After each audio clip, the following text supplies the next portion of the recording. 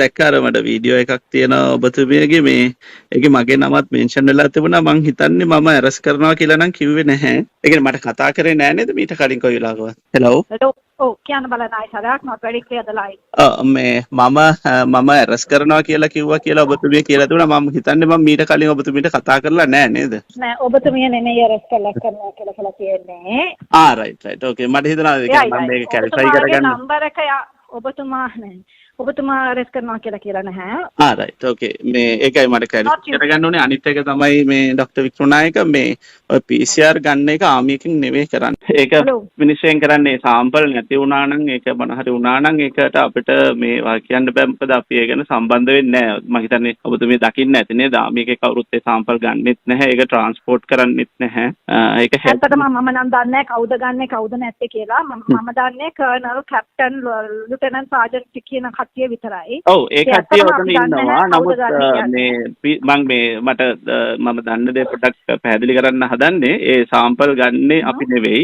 ඒක හෙල්ත් මිනිස්ට්‍රියෙන් කරන්නේ sample transport කරන්නේත් හෙල්ත් මිනිස්ට්‍රි එකේ.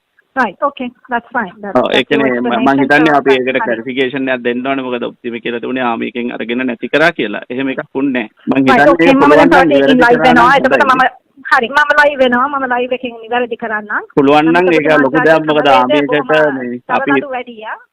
මම මෙහෙම දරන්නට වැඩිකම වේදයක් ඔබතුමාලාගේ තියෙන. ඒක මම ඒකට නැහැ. මොකද මොන වගේ දේවල් දරන්නට වැඩි කියන්නේ? Okay. So first of all, if I can talk to you, Hari boss. Okay. දැන් පුළුවන් නම් විතරයි නැත්තම් කවුරුත් නෑ මට නිකන් දැනගන්න ඕනේ. Yeah, that's okay. දැන් මෙහෙමයි. ඔබතුමාලාගේ නීතියක් තියෙනවා. ඔව්. තිබ්බට සමහර විට ඒ නීති පොඩ්ඩක් නවන්න වෙනවා තැනේ හැටියට. So දැන් එතකොට මගේ PCR test එක ඊයේ මේ කරන්න ආපහු වැරදිලා කියලා. ඕක හෙන හැල්ලක් කියලා ඉවර වෙලා දැන් අනික් කට්ටිය ඒක ප්‍රයිවට්ලි කරගන්නම් කියලා කිව්වට මට ධනයක් නැත්නම් මට මේක කරන්න නෑ එහෙම කරන්න කියලා අපි බල කරන්නේ අපි කිව්වේ යන්න ඕන කෙනෙක් ඉන්නවා නම් දැන් මේ රටේ තියෙන තත්ත්වයත් එක්ක PCR පරක්කුයි කියන එක හැමෝම රටේ අය දන්නවා. ඉතින් ඒකින්ද අපිට තියාගෙන ඉන්න එක අපි කැමති නැති හින්දා තමයි ඒකට එහෙම කැමති අයට කරගන්න කියලා කිව්වේ. එහෙම බල කරේ නෑ මං හිතන්නේ. ඔව් හරි.